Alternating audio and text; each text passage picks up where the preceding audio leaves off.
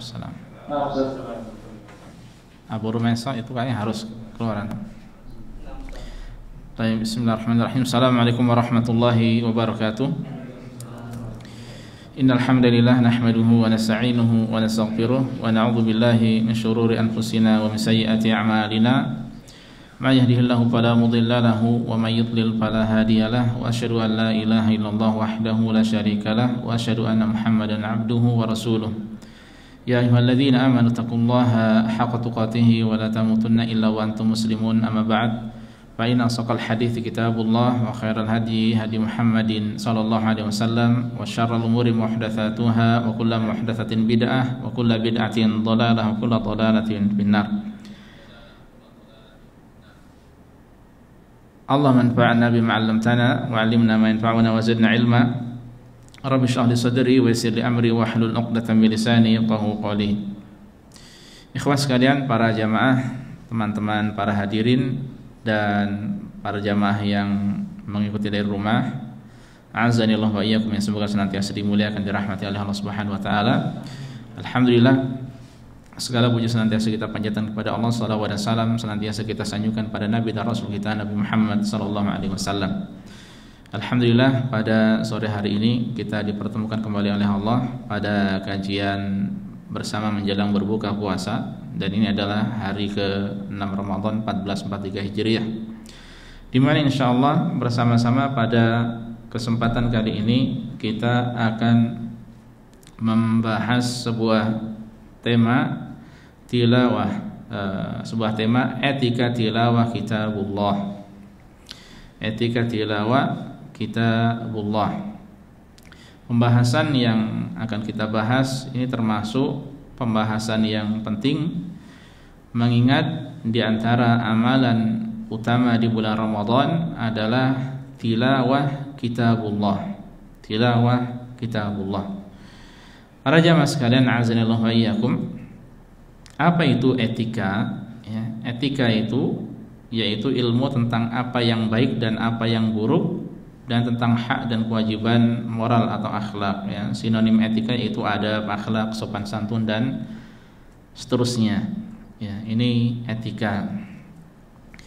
Jadi etika tilawah kitabullah berarti termasuk adab atau tata krama, tata sopan santun berkaitan dengan tilawah kitabullah.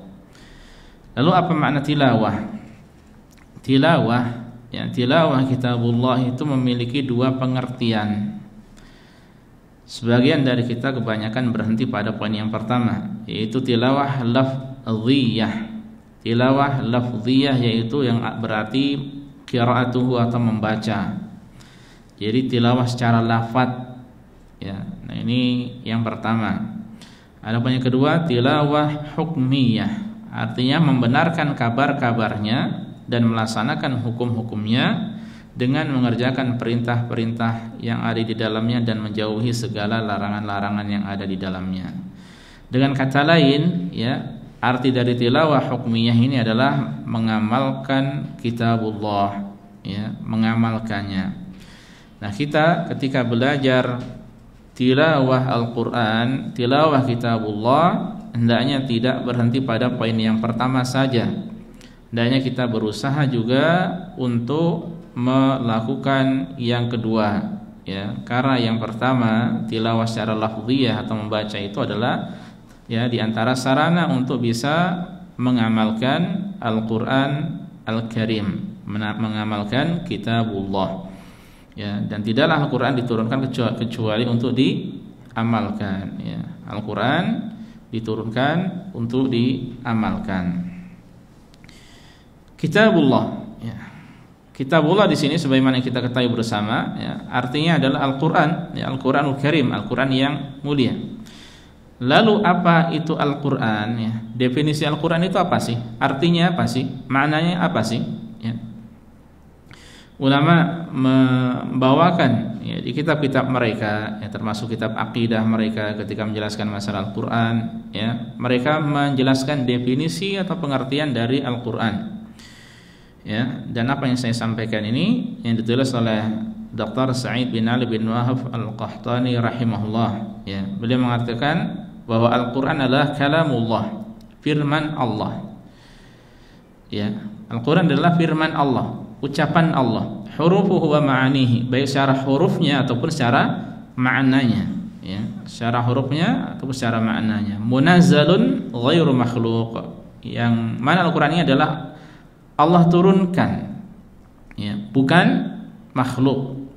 Allah turunkan pada malam Lailatul Qadar, ya, duf'ah wahida, sebanyak sekali, ya, sekali secara langsung ke langit dunia.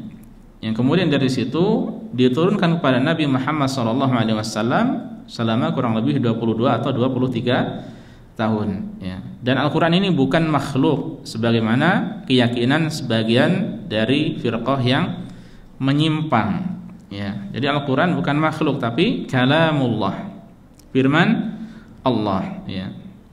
Kalimat Allah. Minhu bada'a wa ilaihi ya'ud, dan darinya Al-Qur'an ini dimulai dan akan kembali kepadanya, ya. Ya, ini Al-Qur'an dari Allah dan kembalinya pun kepadanya. Di akhir hayat nanti akan dicabut dari dada-dada manusia, ya.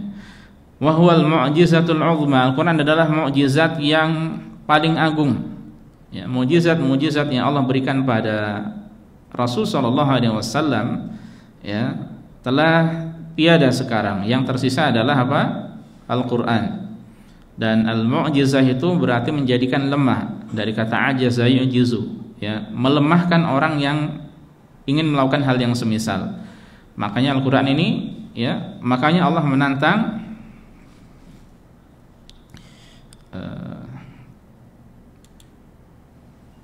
makanya Allah itu menantang orang, ya, orang-orang kufar dahulu untuk mendatangkan satu sama dengan Al-Qur'an, ya.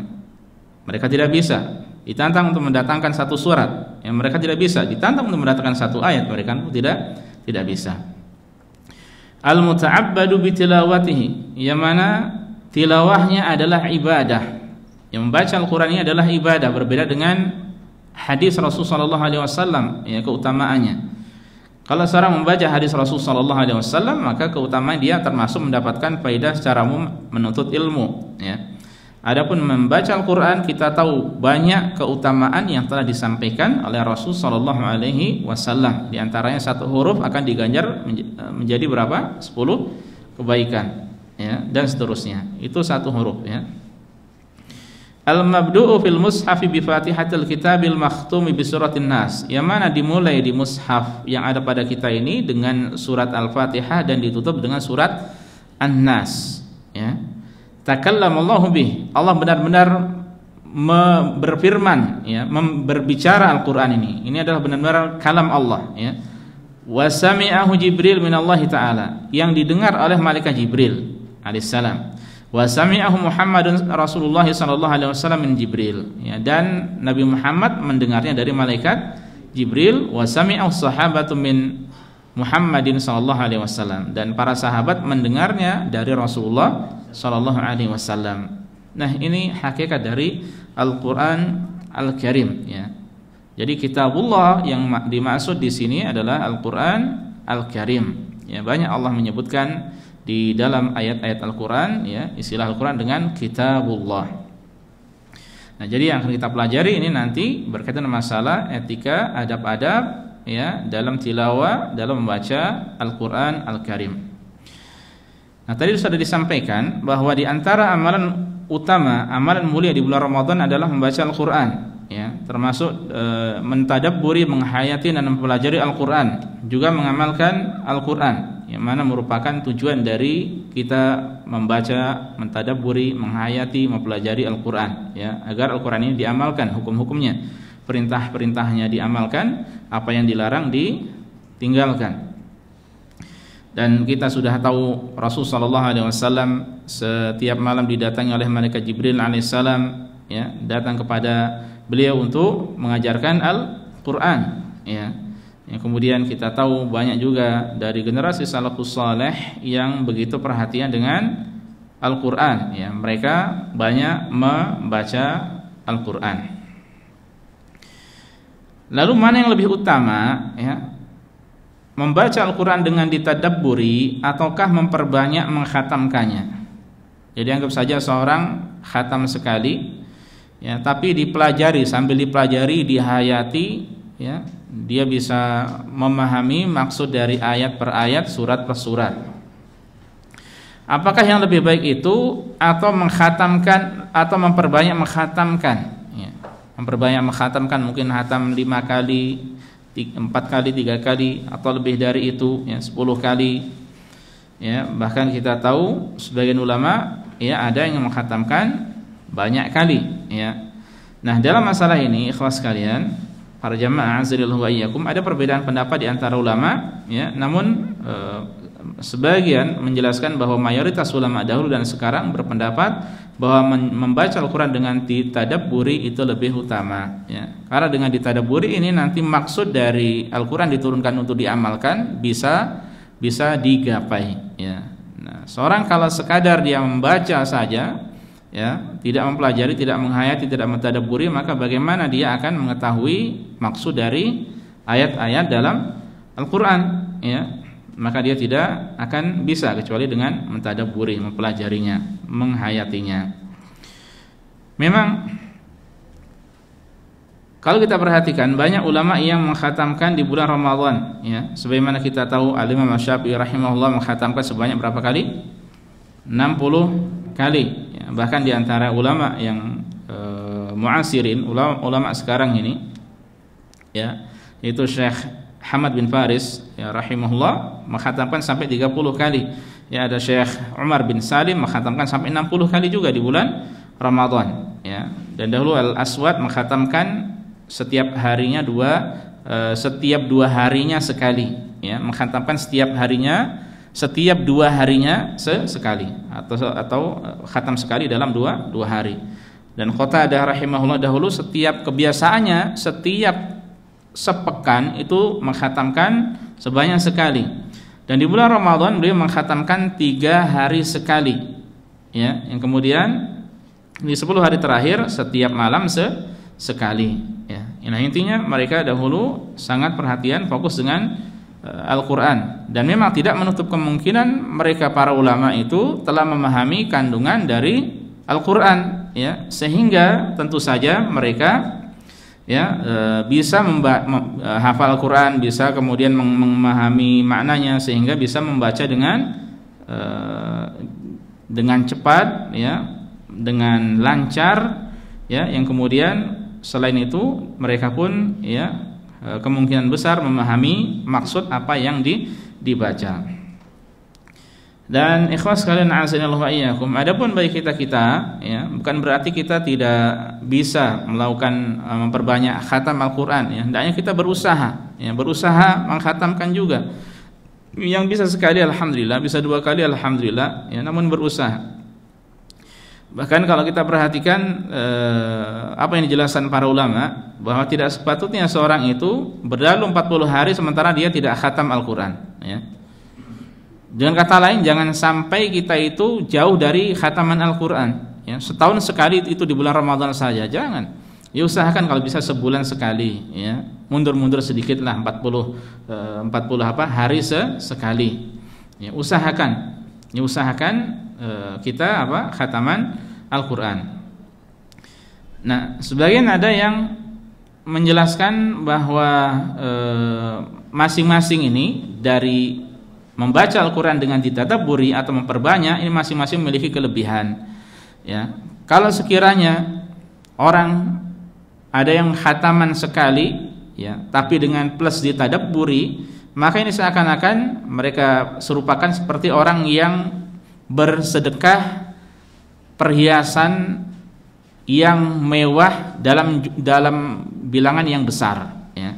Dalam contohnya kalau emas berarti emas yang berat, ya, gramnya. Tapi kalau seorang yang khataman berkali-kali, ya, seakan-akan dia bersedekah dengan emas tadi, ya, kecil-kecil tapi banyak jumlahnya, ya.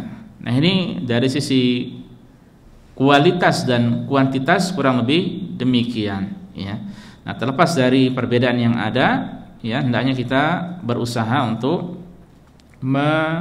mengkhatamkan Al-Quran, ya, meskipun tidak bisa banyak, mungkin sekali, diusahakan, ya, diusahakan.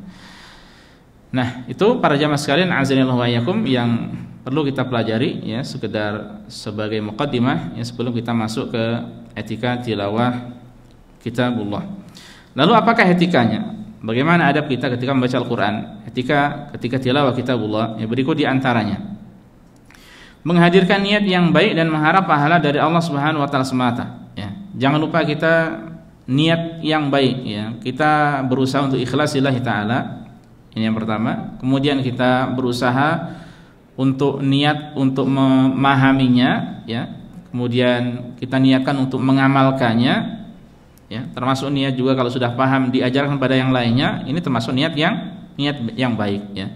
Kata-kata niat yang baik ini lebih umum dari sekadar ikhlas, ya. Ikhlas termasuk salah satu dari niat yang baik, ya. Termasuk mengharap pahala dari Allah semata, ihtisab, ya, mengharap kepada Allah pahala, ya. Tidak perlu mengharapkan pujian dari orang lain, ya. Jika demikian maka itu termasuk dari apa?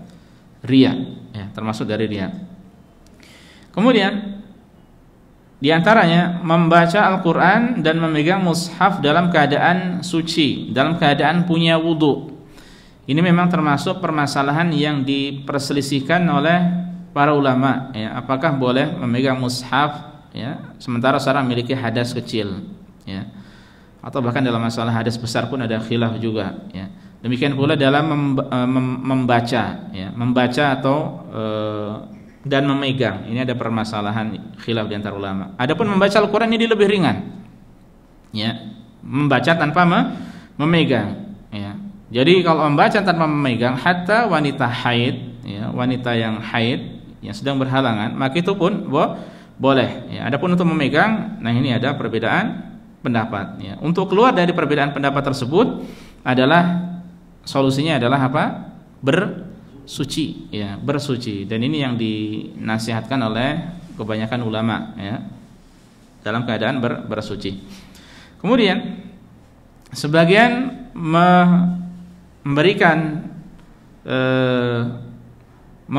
sebagian menjelaskan bahwa di antara adab juga adalah menghadap ke kiblat. Ini sebagian ulama dahulu mereka menganjurkan menghadap kiblat. Meskipun tidak menghadap kiblat pun tidak mengapa, ya. Tidak diwajibkan dan tidak disyaratkan, ya. Kemudian membaca Al-Qur'an sambil duduk, ya, sebagian ada yang memilih sambil duduk, ya, karena ini lebih bisa membantu seseorang untuk khusyuk, untuk fokus, ya. Kalau seandainya seorang sambil berjalan, sambil sambil tiduran, boleh, tidak mengapa, ya. Sambil tiduran boleh, tidak mengapa, ya. Namun kalau kita perhatikan rata-rata orang yang membaca Al-Quran bisa lebih dengan khusyuk adalah dengan sambil duduk, ya. Baik. Kemudian di antara adabnya adalah bersiwak sebelum membaca Al-Quran, ya. Ini jangan dilupakan, bersiwak, ya, membersihkan mulut, ya. Kalau dengan siwak memang ada keutamaan khusus, ada hadis-hadis dari Rasulullah SAW berkaitan dengan hal itu. Di antara siwak yang ditekankan, dianjurkan adalah ketika seorang hendak membaca Al-Quran. Kemudian membaca basmalah dan isti'adzah, ya, memulai bacaan Al-Quran dengan Bismillahirrahmanirrahim, dengan pertama isti'adzah, ya, a'udzubillahi minasyaitonirrajim, kedua dengan Bismillahirrahmanirrahim. Nah, ini kalau seandainya seseorang membaca di awal surat, ya, kecuali surat apa? At-Taubah, ya. Adapun ketika dia mulai dari tengah surat, maka insyaallah yang lebih tepat cukup isti'adzah, ya. Karena secara asal kalimat Bismillahirrahmanirrahim ini adalah ayat yang tersendiri yang ada di awal-awal setiap surat kecuali surat At-Taubah, ya. Dan untuk surat Al-Fatihah di situ ada khilaf apakah Bismillahirrahmanirrahim termasuk dari ayat dari surat Al-Fatihah atau bukan, ya. Pendapat yang lebih kuat insyaallah, ya, tidak termasuk, ya, insyaallah tidak termasuk. Namun ingat bahwasanya bismillah ini adalah ayat yang ada pada setiap surat-surat di awal surat-surat Al-Qur'an, ya.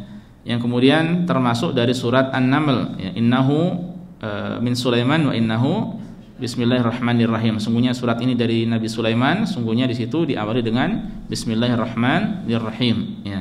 Nah, makanya ketika kita sudah paham bahwasanya bismillah atau al-basmalah ini adalah ayat tersendiri di setiap yang ada di setiap awal surat kecuali surat At-Taubah, maka ketika membaca dari tengah surat, ya, tidak perlu membaca basmalah. Jadi cukup isti'adzah atau a'udzubillahi minasyaitonir rajim, sebagaimana firman Allah, fa idza qara'tal qur'an fasta'idz billahi minasyaitonir rajim. Apabila kalian membaca Al-Qur'an maka hendaknya memohon perlindungan pada Allah dari godaan setan yang terkutuk, ya.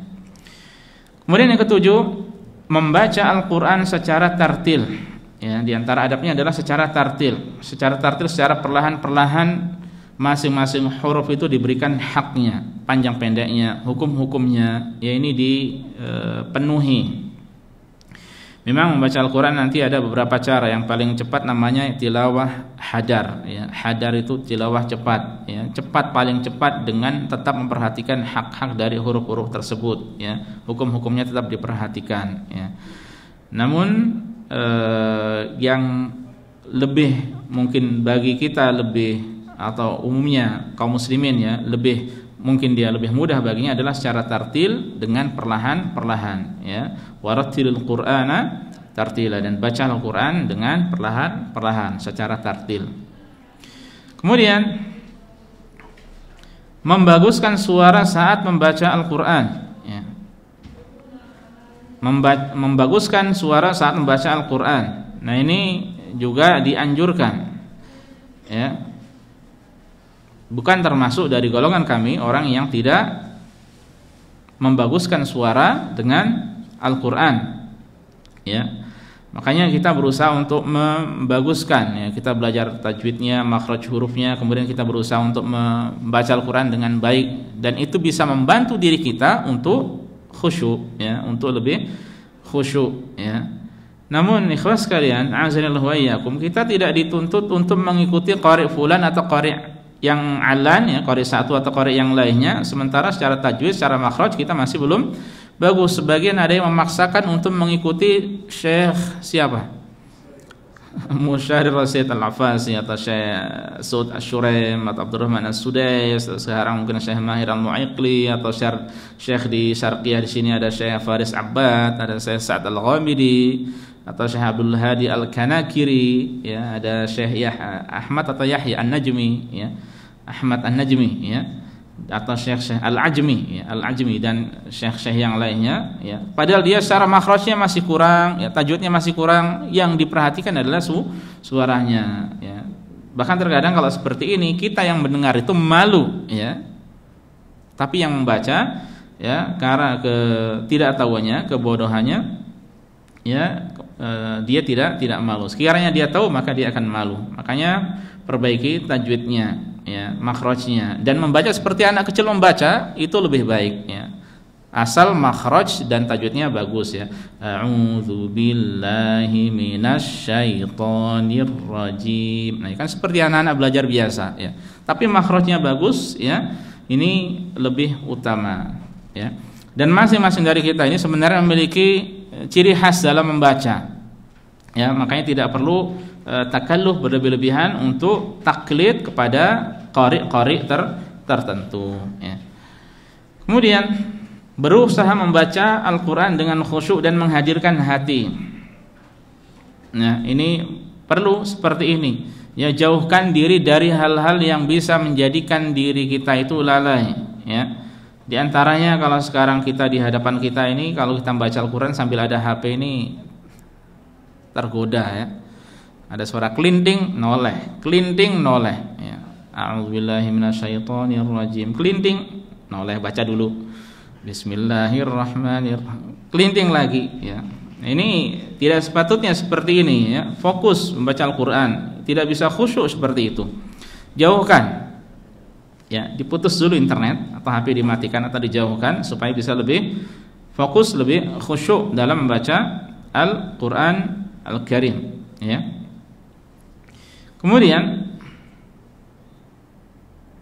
Mentadabburi, menghayati dan mempelajari Al-Qur'an ini termasuk adab yang penting ya. Tidak hanya ini, termasuk tadi dari tilawah hukmiyah ya, ditadabburi, dipelajari, kemudian diamalkan ya. Poin ke-11-nya mengamalkan kandungan Al-Qur'an. Ini adalah tilawah hukmiyah.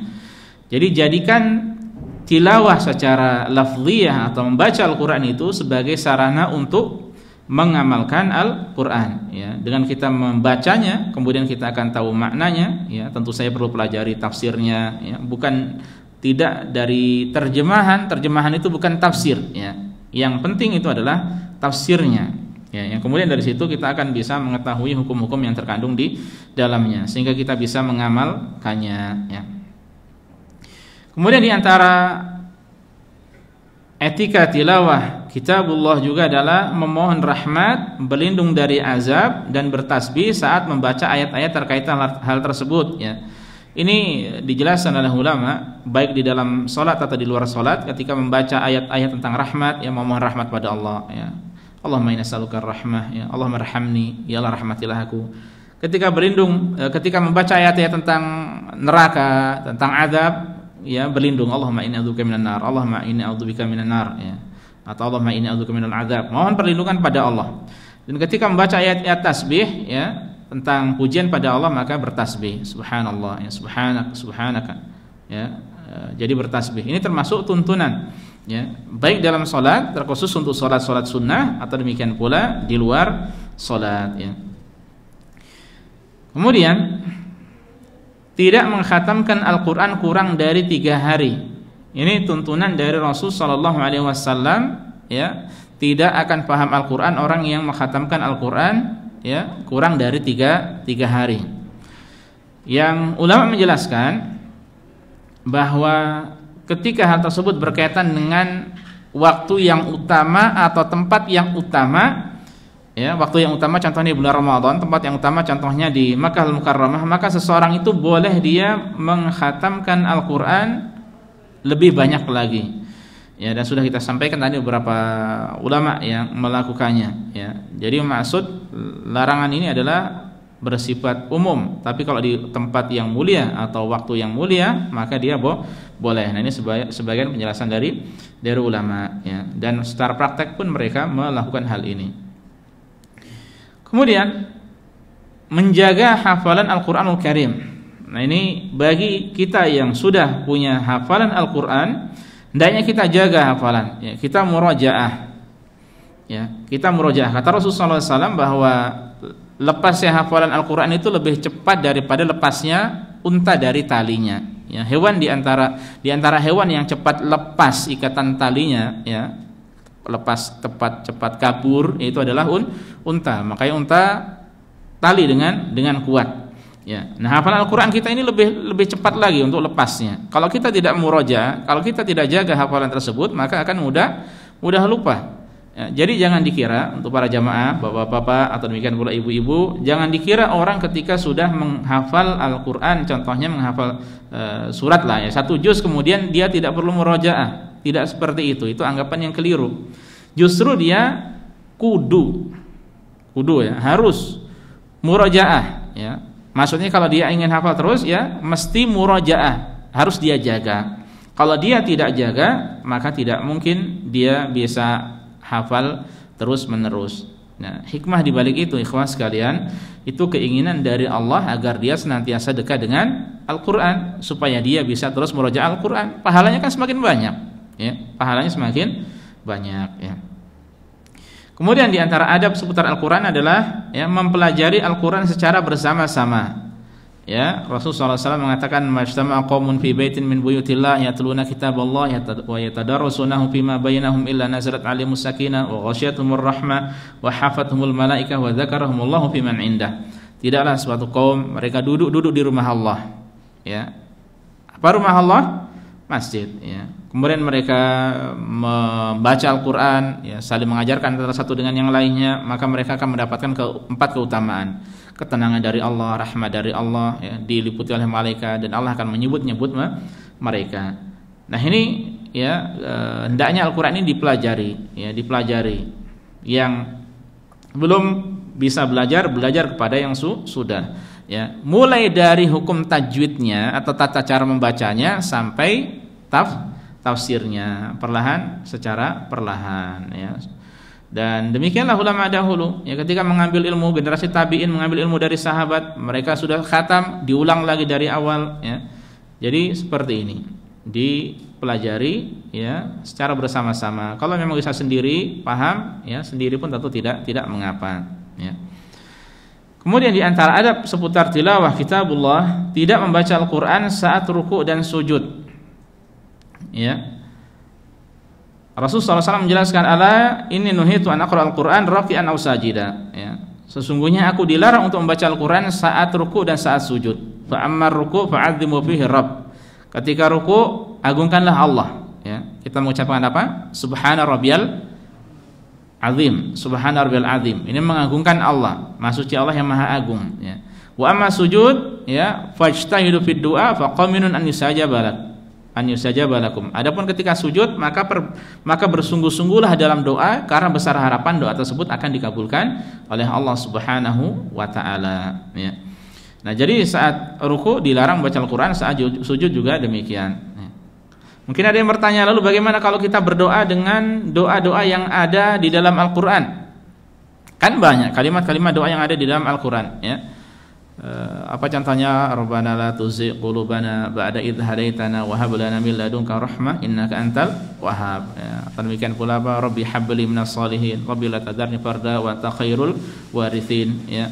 Dan Rabbana apalagi? Hab lana min azwajina wa dzurriyyatina qurrata a'yun waj'al lil muttaqina imama, dan kalimat-kalimat yang lainnya. Nah, itu bagaimana? Ulama mengatakan ya, pertama dia niatkan untuk berdoa, boleh ya. Dia niatkan untuk berdoa. Kemudian yang kedua pun tentu berbeda antara membaca Al-Qur'an dengan berdoa dengan ayat di dalam Al-Qur'an. Kalau seorang membaca Al-Qur'an maka adab-adabnya sebagaimana yang kita sampaikan tadi. Ya, ta'awud, kemudian basmalah ya, dibaca secara apa? Tartil dan sebagainya. Ya, diperbagus ya. Nah, kalau orang ketika sujud ya, tentu tidak demikian. Dia langsung berdoa dengan ayat-ayat doa tersebut ya. Jadi tidak mengapa insyaallah. Kemudian poin yang ke-17, melakukan sujud tilawah saat membaca ayat sajdah. Jadi ketika membaca ayat-ayat yang ada tilawahnya di situ atau disebut sebagai ayat sajdah, maka dianjurkan, bahkan ditekankan untuk membaca ayat sajdah ya.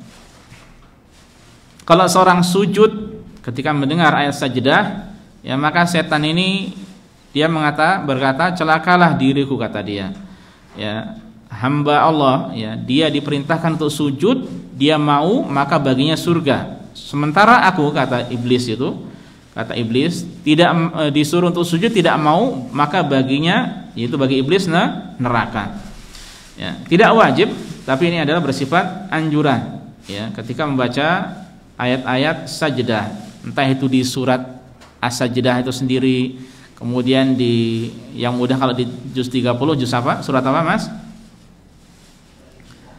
Surat Al-Alaq ya, di akhir surat Al-Alaq. Kemudian surat apa lagi? Al-Insyiqaq ya, di ayat-ayat sebelum terakhir dari surat Al-Insyiqaq, termasuk juga di surat apa? Akhir surat An-Najm ya, dan yang lainnya ya. Totalnya ada sekitar 14 atau 15 ya. Ada perbedaan pendapat berkaitan dengan masalah jumlah dari ayat-ayat sajdah ini. Kemudian, nah ini penting para jamaah, ke-18, sabar saat belajar membaca Al-Qur'an. Ya, ini perlu kesabaran kita.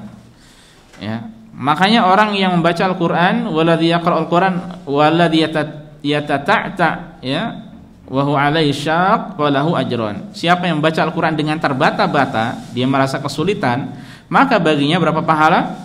2. Pertama pahala membaca Al-Qur'an, kedua pahala kesulitan tersebut. Ya, makanya hendaknya seseorang terus berusaha untuk membaca Al-Qur'an, perlahan. Kalau terbiasa, insya Allah lama-lama akan lancar, akan bisa lancar ya. Jadi tidak boleh patah semangat ya. Mohon terus pada Allah agar dimudahkan. Kemudian poin ke-20 ya, seputar ucapan shadaqallahul azim. Ini tidak bisa kita pungkiri, banyak dari para qari, termasuk dari kaum muslimin ya, para syabab, aulad dan syuyukh ya, orang-orang yang tua ya, yang membaca shadaqallahul azim ketika mereka menutup apa? Bacaan Al-Qur'an ya. Padahal kalau kita teliti ya, tidak ada perintah dari Rasulullah sallallahu alaihi wasallam yang memerintahkan hal tersebut. Ya, Rasul sallallahu alaihi wasallam pernah beberapa kali memerintahkan atau meminta sahabat untuk membaca Al-Qur'an. Pernah meminta Abdullah bin Mas'ud untuk membaca Al-Qur'an. Ya. Nah, di akhir-akhir itu Rasul sallallahu alaihi wasallam tidak menyuruh untuk mengucapkan shadaqallahul azim. Ya. Bahkan beliau cukup mengatakan hasbuk, cukup wahai Ibnu Mas'ud ya. Jadi tidak ada kata-kata shadaqallahul azim ya. Makanya ikhwan sekalian azanillahu wa iyyakum, yang lebih selamat adalah tidak membaca shadaqallahul azim ya. Memang benar shadaqallahul azim itu artinya apa? Maha benar Allah dengan segala firman-Nya. Memang benar Allah benar ya. Firman-Nya tidak ada kekeliruan, tidak ada kesalahan, semuanya benar, datang darinya semata, semuanya adalah hak ya. Sempurna ya, namun yang dipermasalahkan lafaz ini tidak datang ya dari generasi-generasi dahulu. Wallahu alam secara asalnya dari siapa ini. Ini bagus juga kalau diteliti siapa yang pertama kali mengucapkan lafaz shadaqallahul azim ya. Secara riwayat maka tidak ada ya. Kemudian tidak acuh tak acuh terhadap Al-Qur'an ya. Maksudnya Al-Qur'an itu jangan dicueki. Kita harus perhatian dengan Al-Qur'an. Perhatian ini mencakup membacanya, mempelajarinya, mentadabburinya, menghayatinya, merenunginya, kemudian mempelajarinya dan diamalkan Al-Qur'an tersebut ya. Nah, ini pembahasan ke-20, poin ke-20 ini pembahasan yang panjang, yang bagus sebenarnya ini ya. Namun memang pada kesempatan kali ini kita tidak membahas secara perinci dari setiap poin ya. Hanya perincian singkat lah, tidak rinci panjang lebar. Kemudian poin ke-21 ya, tidak saling mengangkat suara dengan bacaan Al-Qur'an ya. Rasulullah SAW mengatakan wala yajhar ba'dukum ba'dan bil Qur'an atau kama qala. Hendaknya satu sama lain dari kalian itu jangan mengeraskan bacaan Al-Qur'an.